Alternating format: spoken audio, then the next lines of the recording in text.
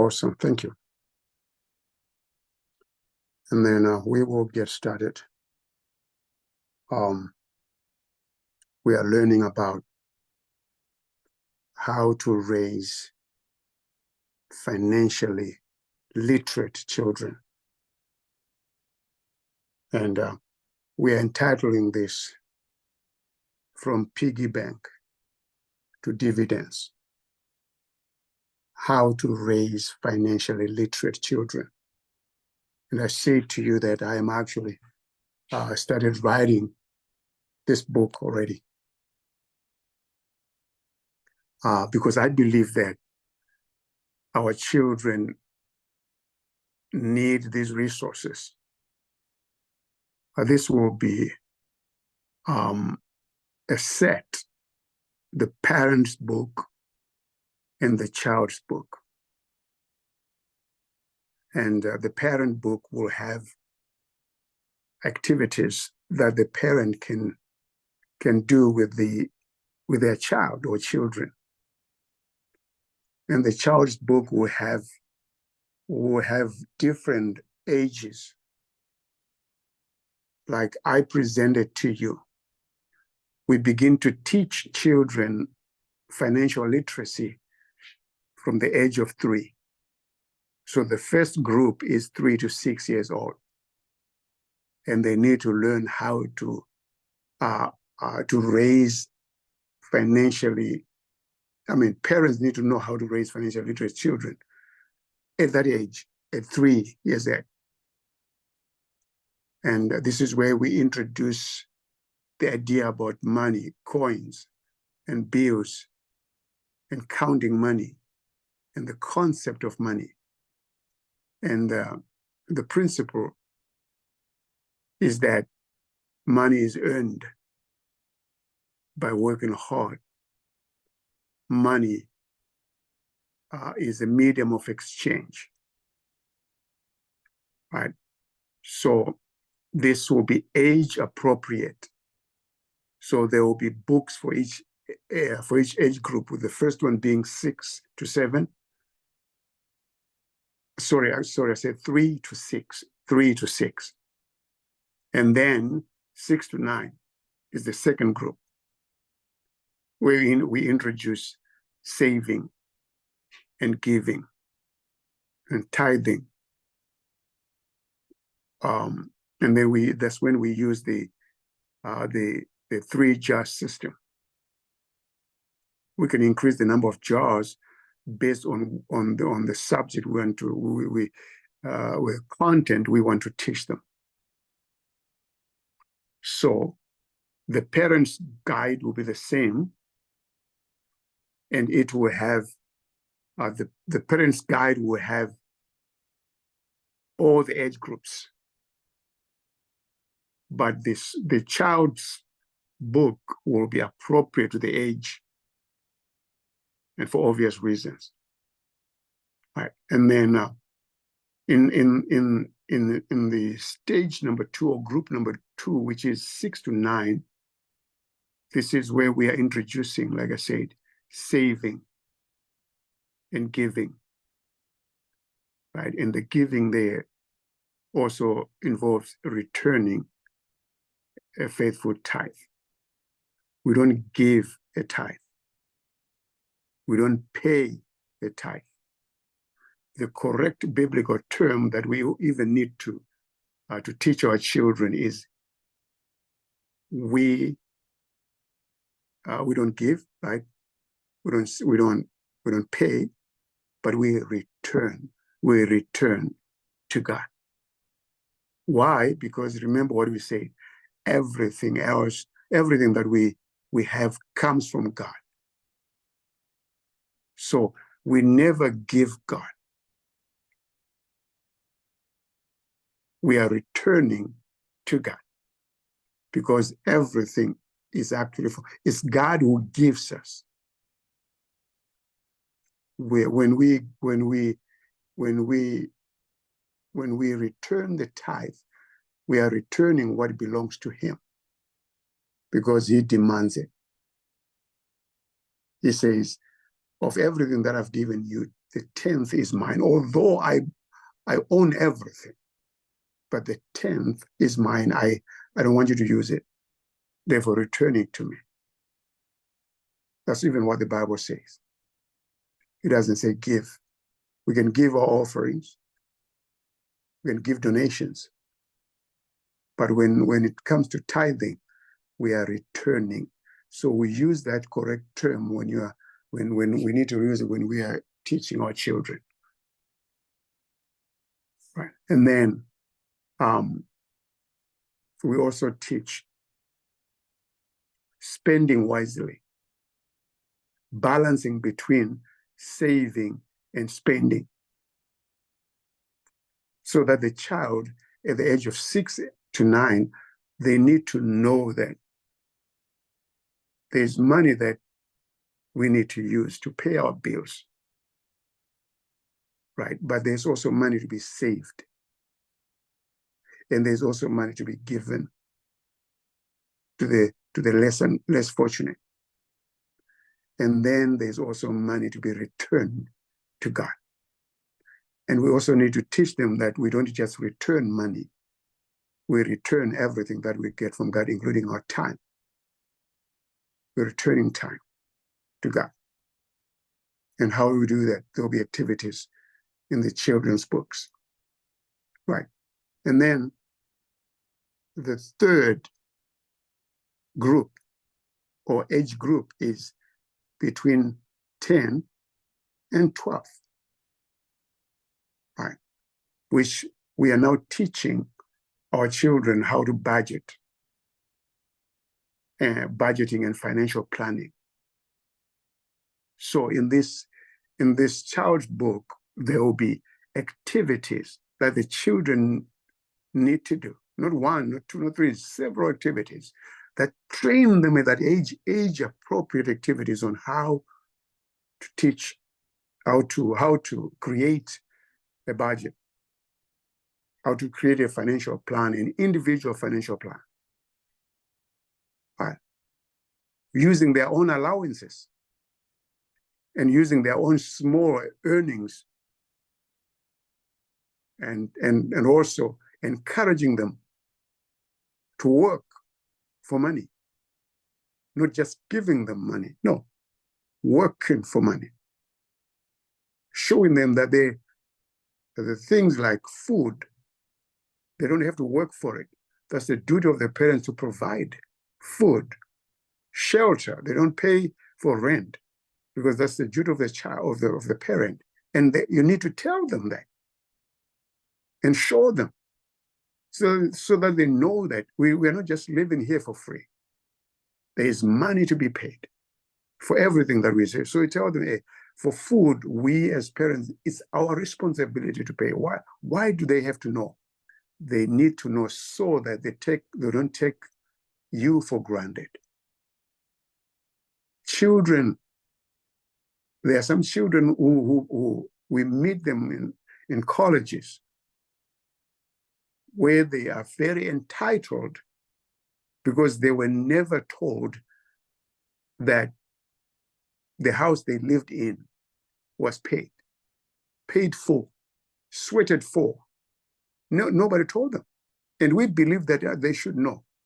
How do they know if they never were taught? So children need to know at this age that, hey, we're paying a mortgage and the amount is so much. We're paying for your food and the food is so much. And take them grocery shopping and show them the list and help them come up with a list and go with them. And let them see the sticker. Let them see the price on the teller. See, that's how much our grocery is. Right? It's teaching them a valuable lesson. A child who's never involved in the practical part of finances, for them to learn when they are old, it is impossible. There are some things they will never learn, and there are some things that they will never appreciate. So not only do we involve them in our own budgeting, and in our own financial planning, they also need to create a budget at 10 to 12. They need to create a budget of their own allowances and small earnings. And they should be accountable. Call them and say, hey, what did you do with your allowance? I want to know. What did you do? And it must be normal. It must be normal that they give an account for the money, for the allowances that you've given them. And say, why do you want to know, Mom? Because it's my money. I gave it to you, remember? So I need to know that you are making good use of this money. I worked for it. It was tough. But because I love you, I give you an allowance. But I want you to know that it's a privilege, not a right. So I want to know how you're using it. Because if you are abusing a privilege, I'll take it away from you. A child who grows up knowing that, they will never take you for granted. They will never feel entitled to anything.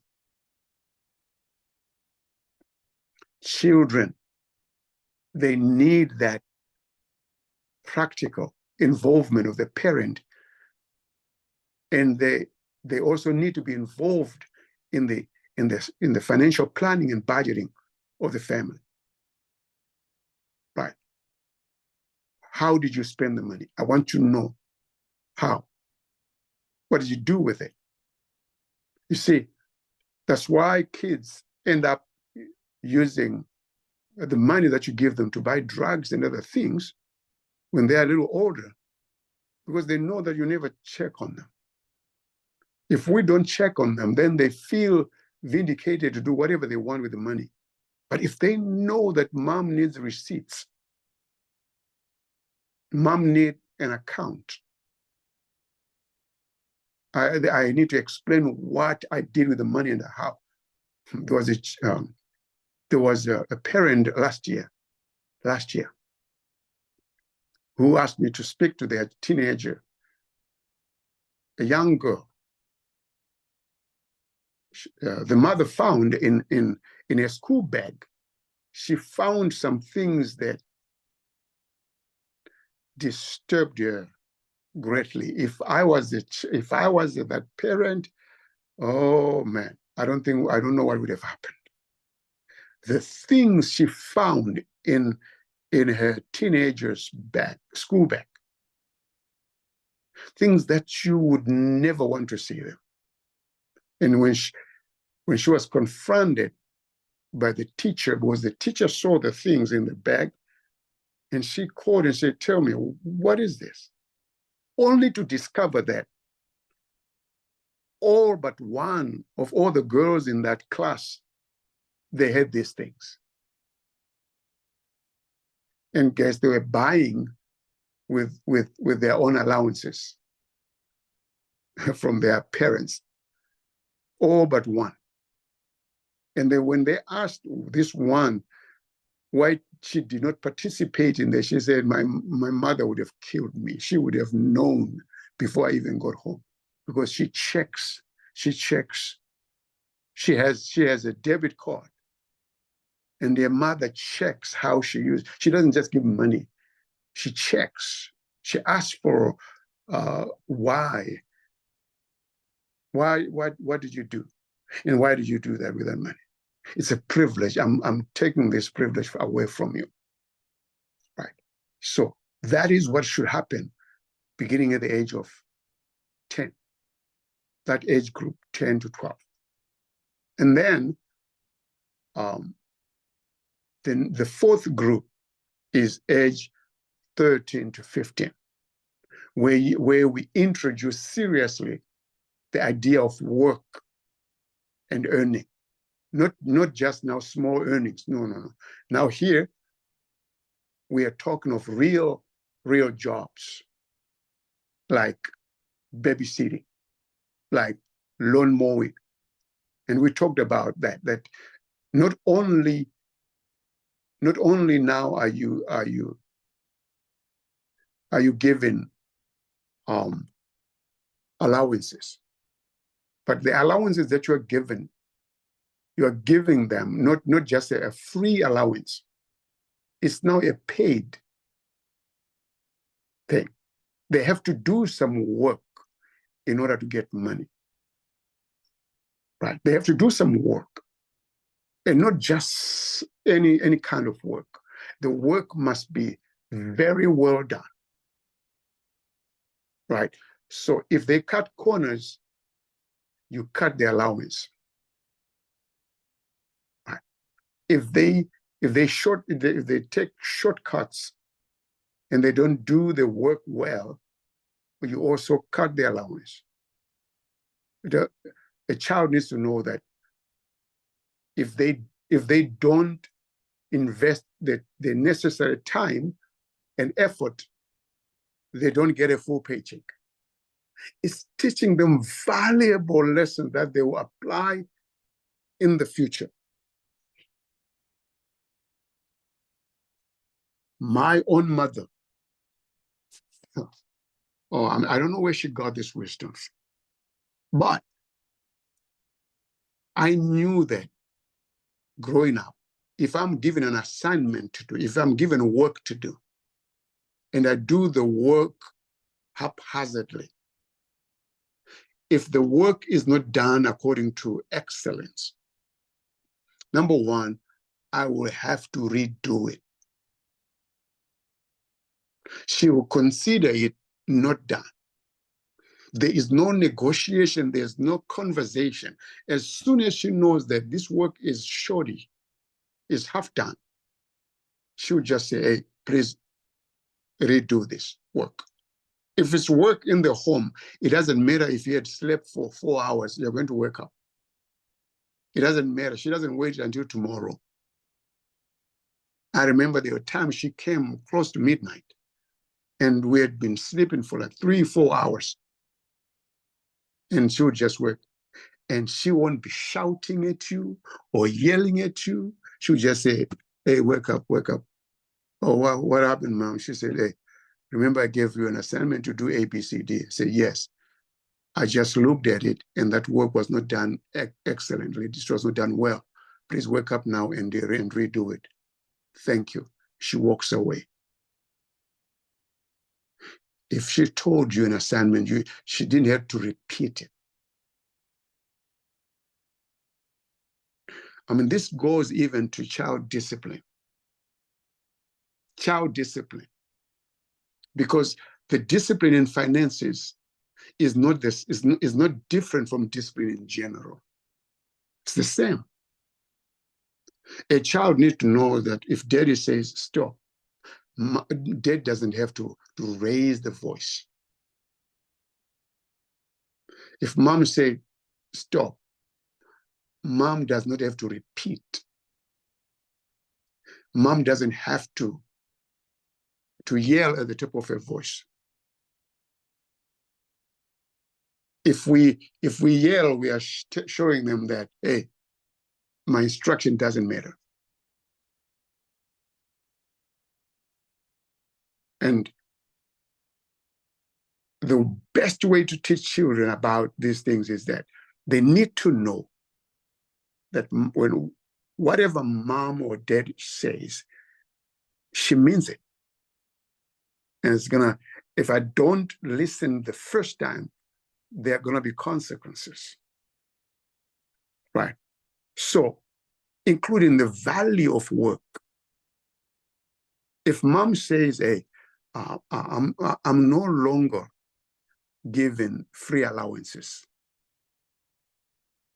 From now on, you are paid for the allowances. But the work that I give you must be done well.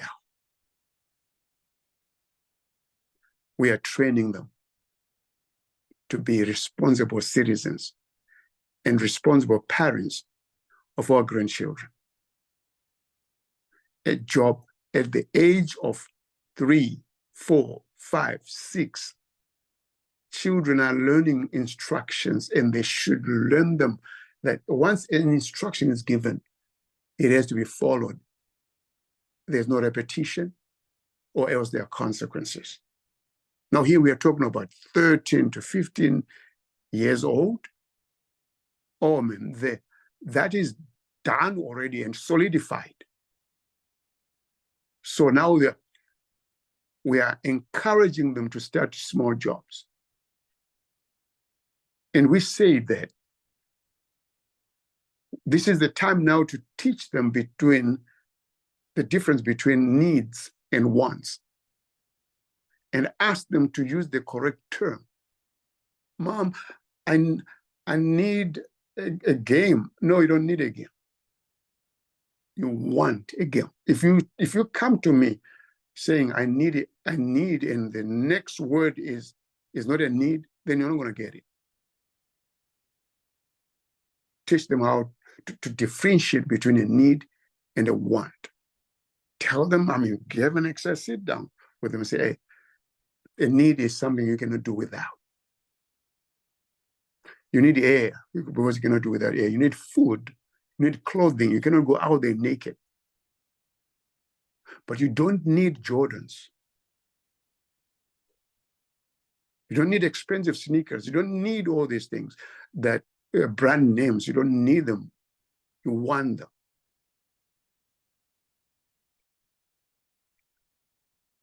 Right.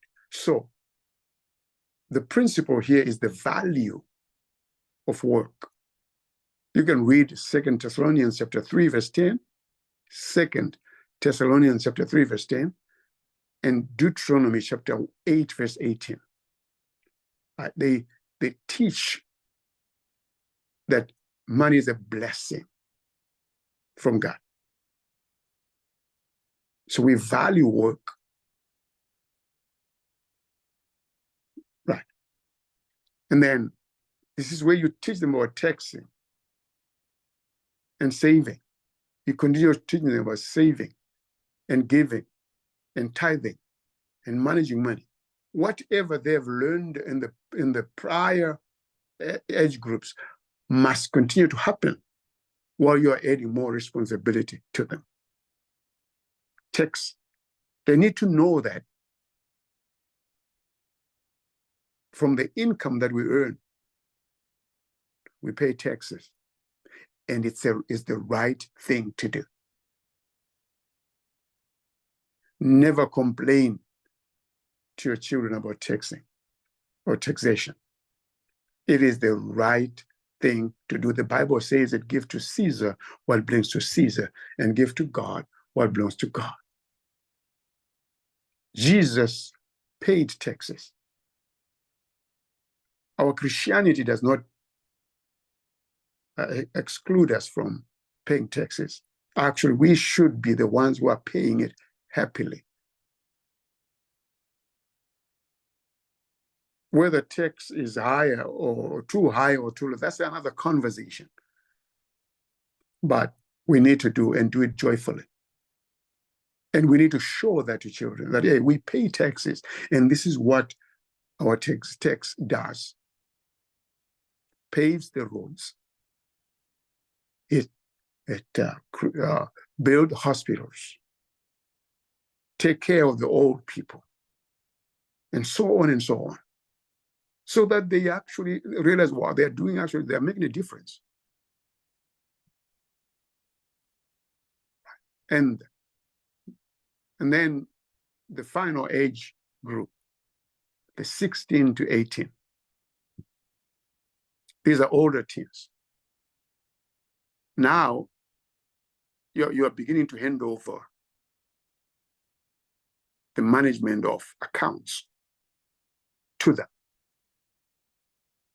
This is the time that you begin to say, hey, I want you to do it while I'm looking. To balance their own checkbook.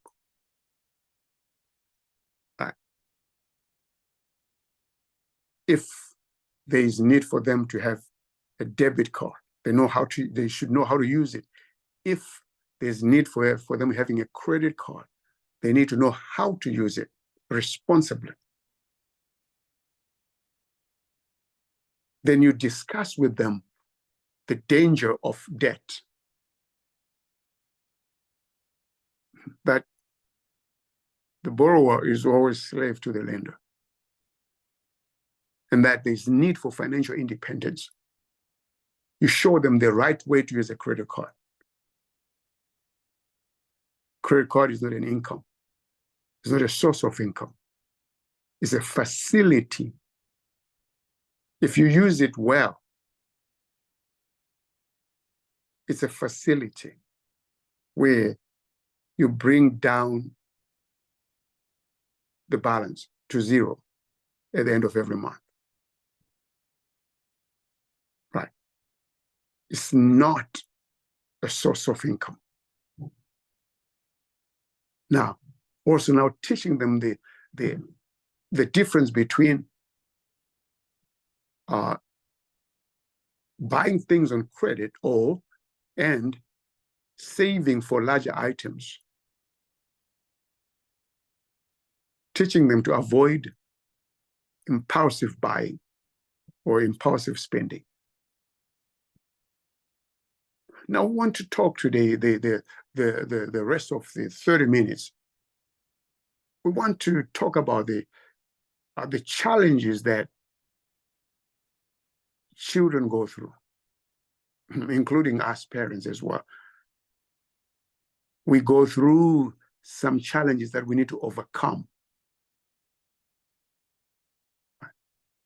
What are those?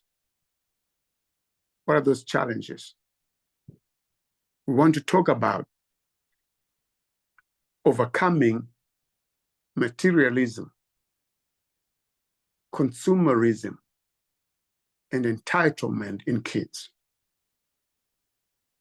and how to instill contentment, gratitude, and frugality.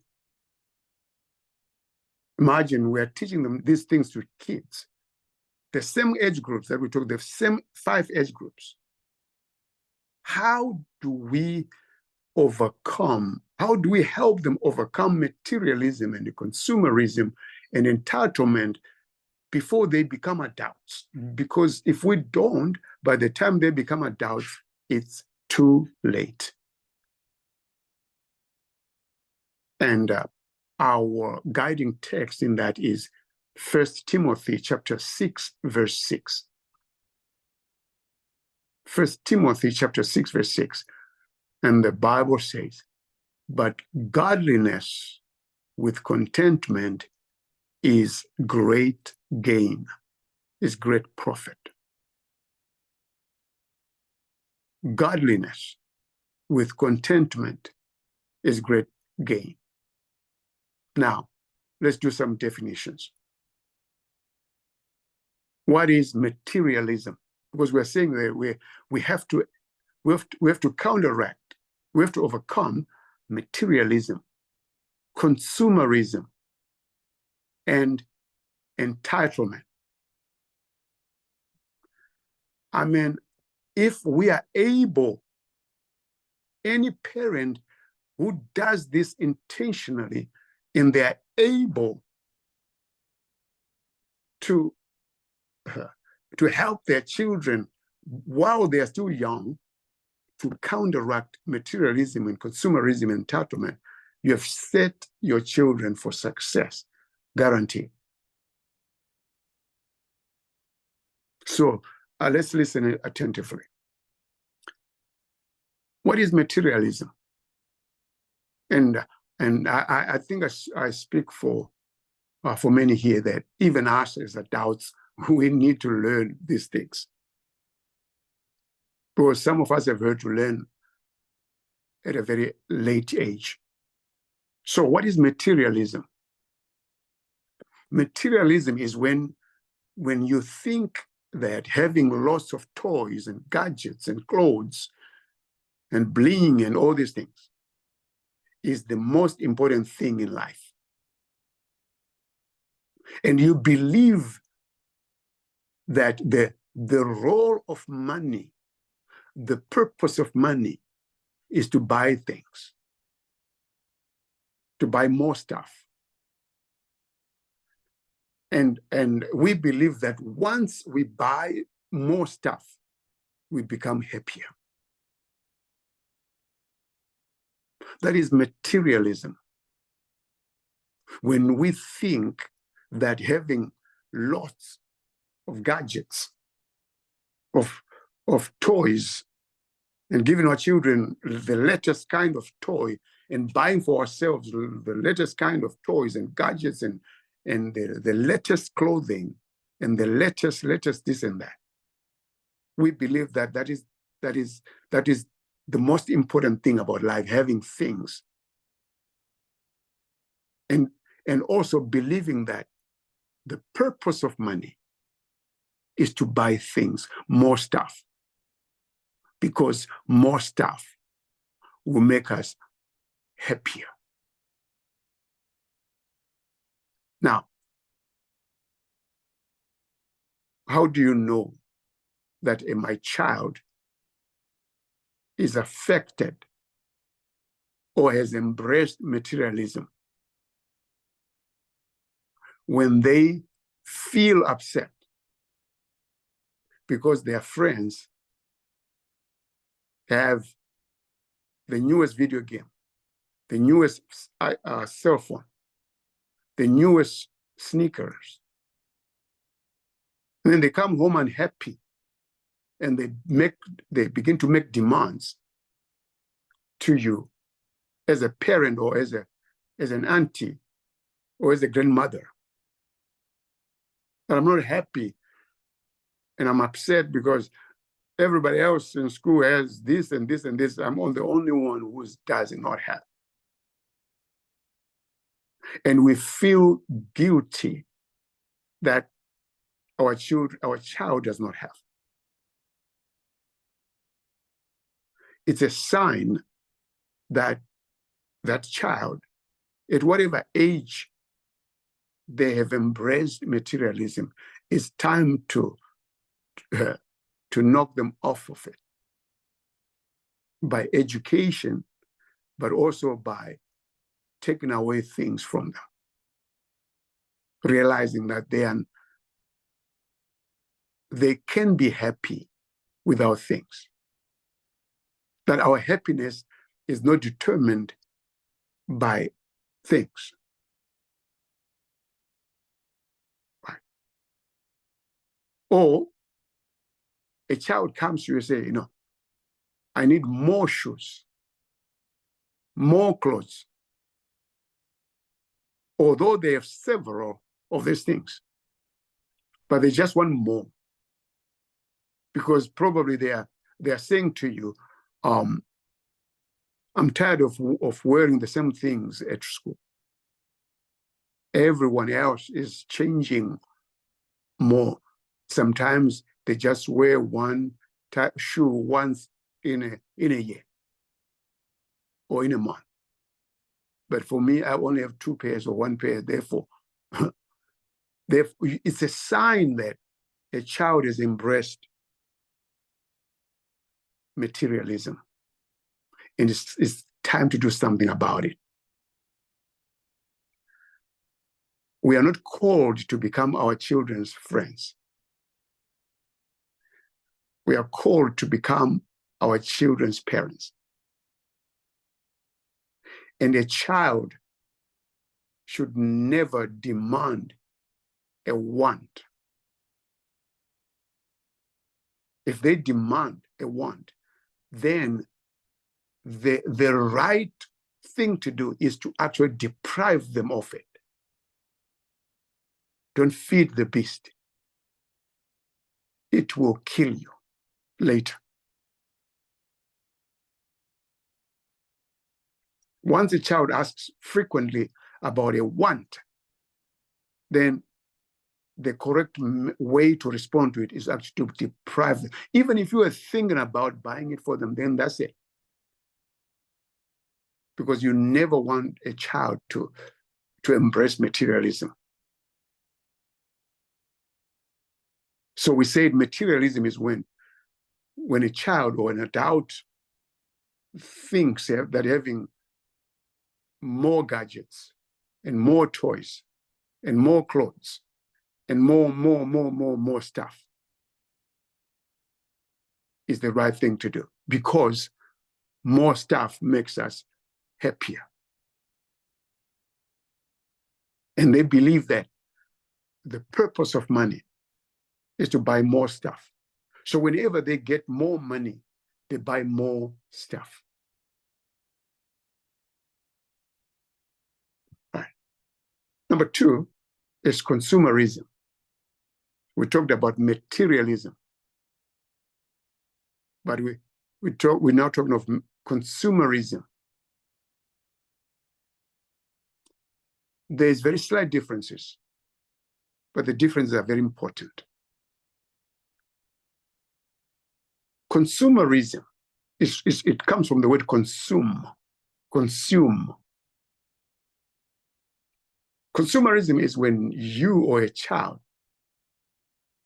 always want to buy things, even if you or they don't need it, because they enjoy shopping and getting more stuff. Somebody would actually just say, Mommy, I want to go to the store. What do you want to buy? I want to go and buy more things. I just love shopping. I just love spending time in the shop. Aren't we all guilty of this? Sometimes I often tell stories that where I would go to male stores, male-dominated stores like Costco and Menards and Lowe's, places where they sell male toys. And you go to the store and you see things that you didn't know you cannot live without. And you go and you come back with bags and bags and bags of things that you didn't even know you need. But now you realize, I can't live without this thing. You're just buying because you have the money to buy, because you enjoy shopping and getting more stuff. How do you know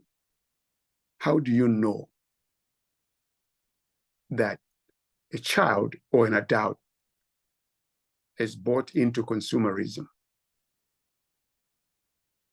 Number one, they just shop without a plan. There's no list. They just go to the store. There's no list. But they come back with lots of things. The reality is that not everything on the shelf need to be in our shelves. Not everything.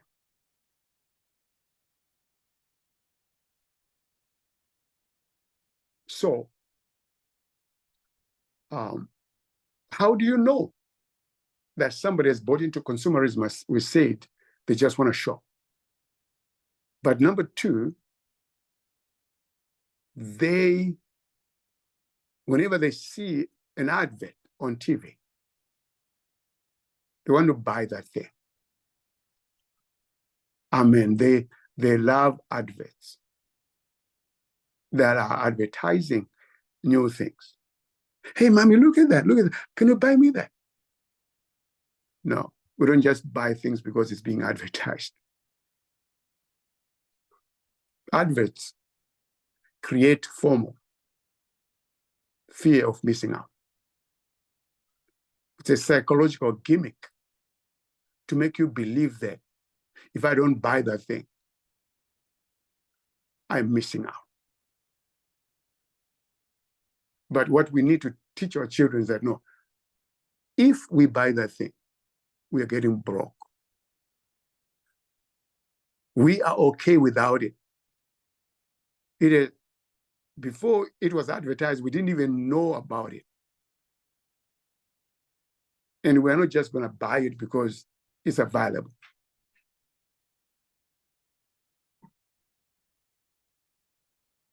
Nowadays, it has become very easy to buy because we just buy by clicking and tapping.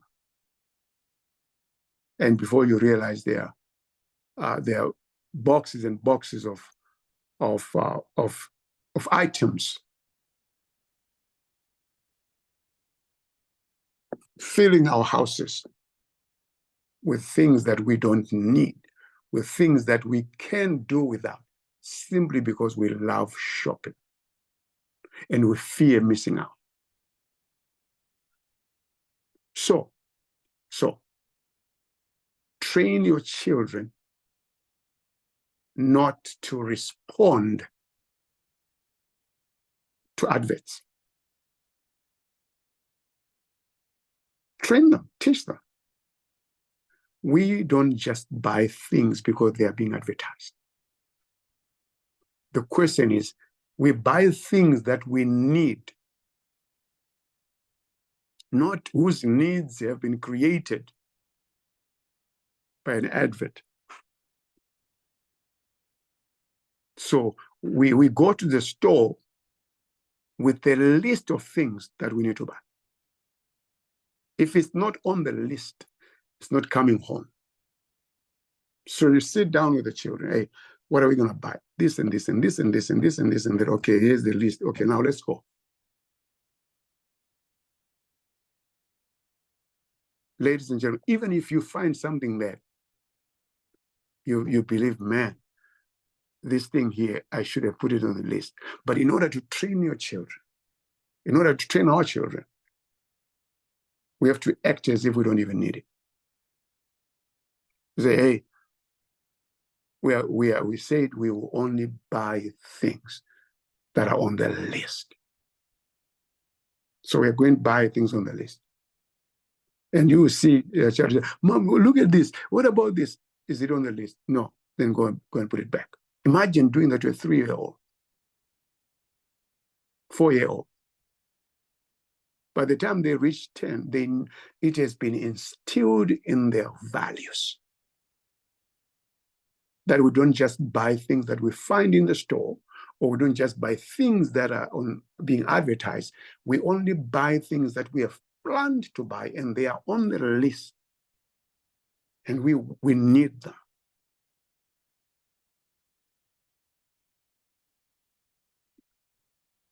Kids have a lot of toys.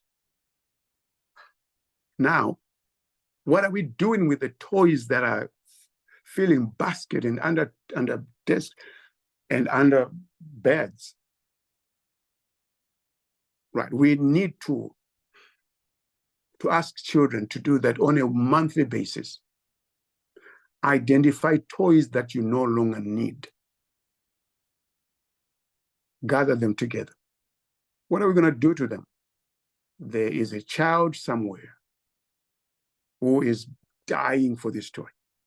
So we are going to find some family or some organization that collects toys for less privileged children.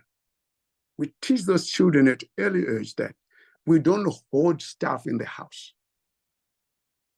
But once a month, we collect or once a quarter, we collect all the unneeded, valuable things, not broken toys, no. They are still of value, they are still working, but we don't need them anymore. How do we know we don't need them?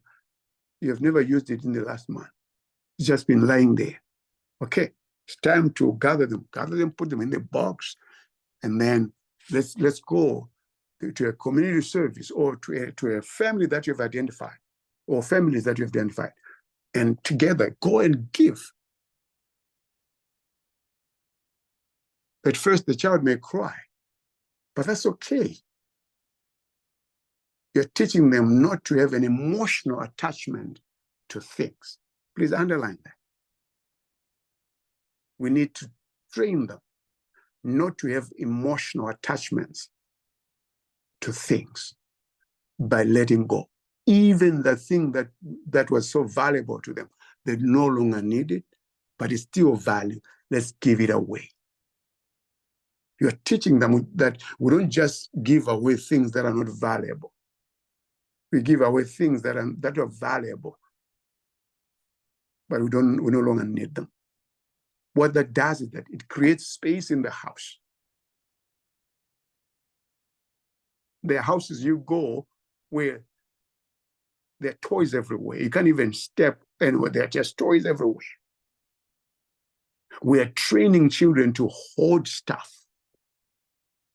A child who has toys everywhere is a father who also have toys everywhere, or a mother who always have gadgets and toys everywhere.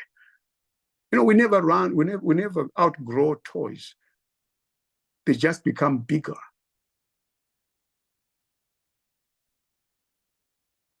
So we need to train our children that we don't just buy stuff. We buy stock. Hey, this month we are not buying you anything. The money that we buy, we used to buy you this and that. This month we are buying you stock. What is a stock? We explain to them. We're investing. We're investing, and here's your money is going to grow.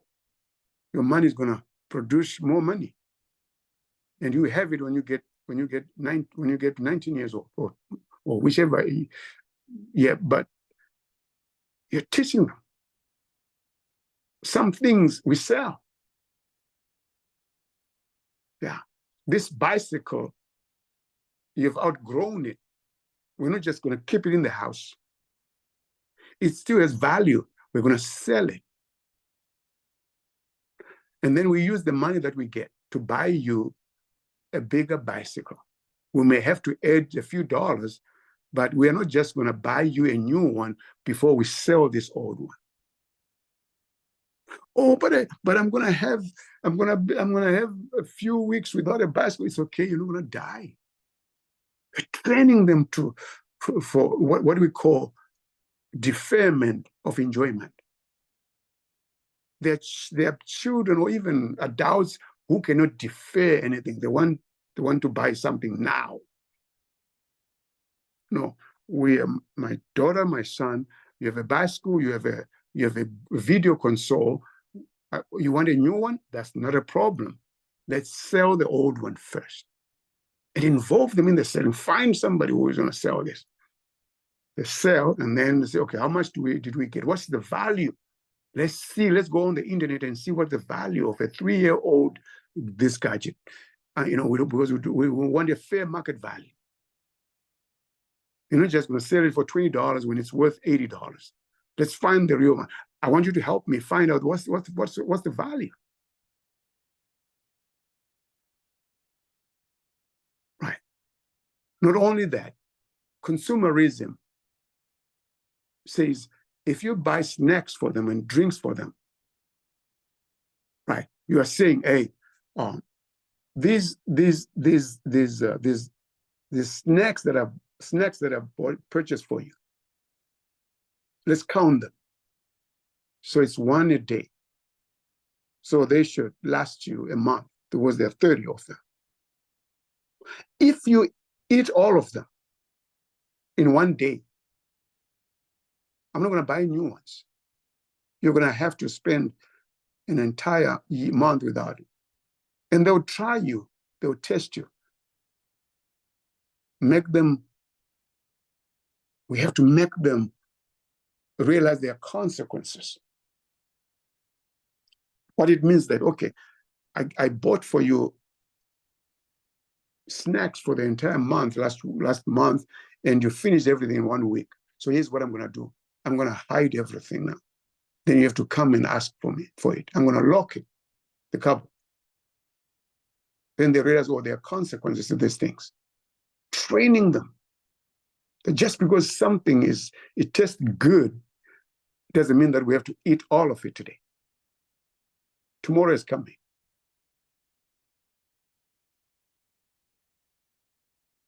Consumerism. Consume, consume, consume, consume, consume. We need to teach them not to do that. The last one is entitlement.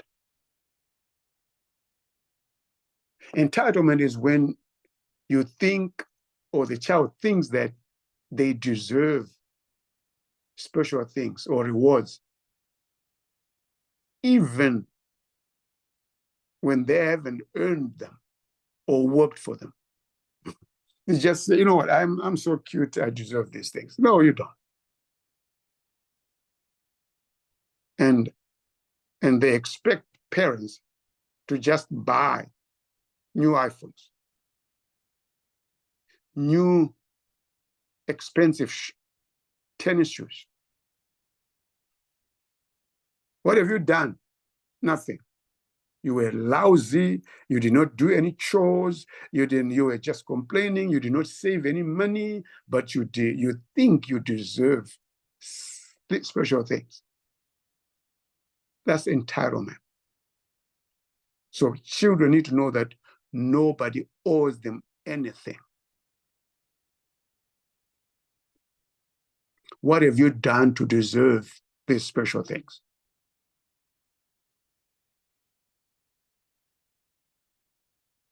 The child just comes home and says, hey, Mom, I don't want this phone anymore. I need a brand new iPhone 16. Why?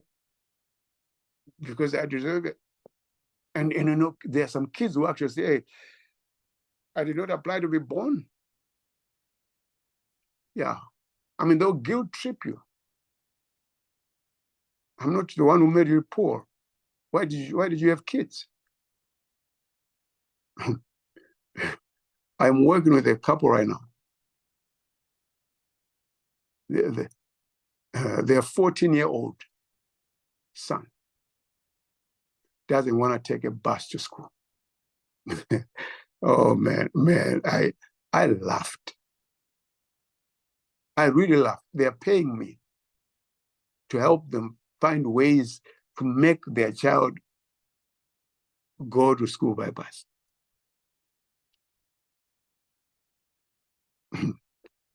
You know, in my head, I'm just saying, can you give me this child for a few hours, for a few days? Yeah, paying hundreds of dollars to be sure. Child is refusing to. A bus stops by the gate of their house. The mother has to wake up early in the morning and drive him to school.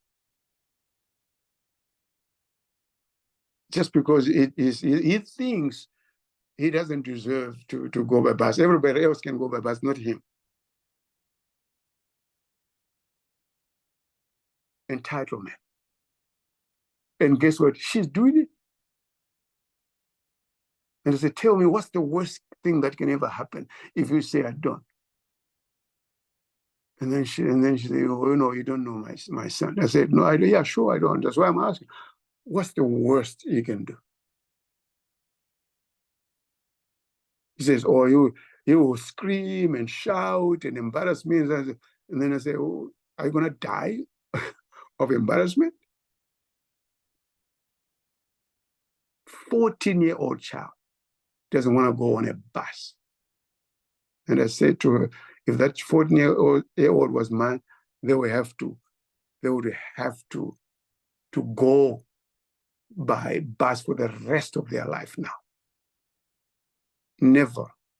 That would never happen. And I said, why do you spoil him? You don't negotiate. You tell him tomorrow you're going by bus. Period. We're done.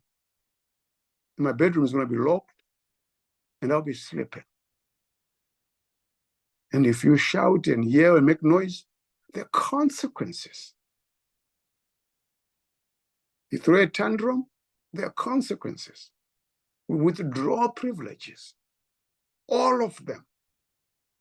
Like I say, all of them. You come back from throwing a tantrum, There's no TV, there's no games, there's nothing. Your room will be empty. You don't deserve anything.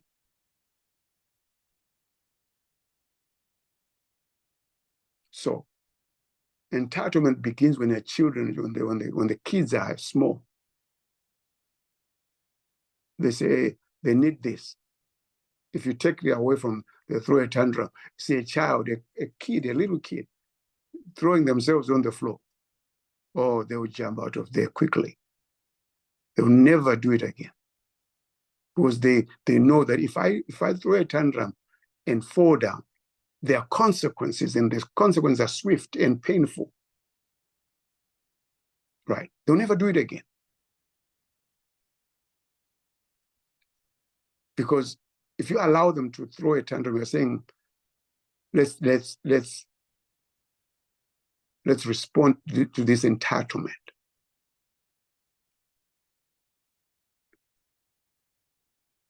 You don't get what you want. You get what you need. And if you want what you want, work for it. So these are ways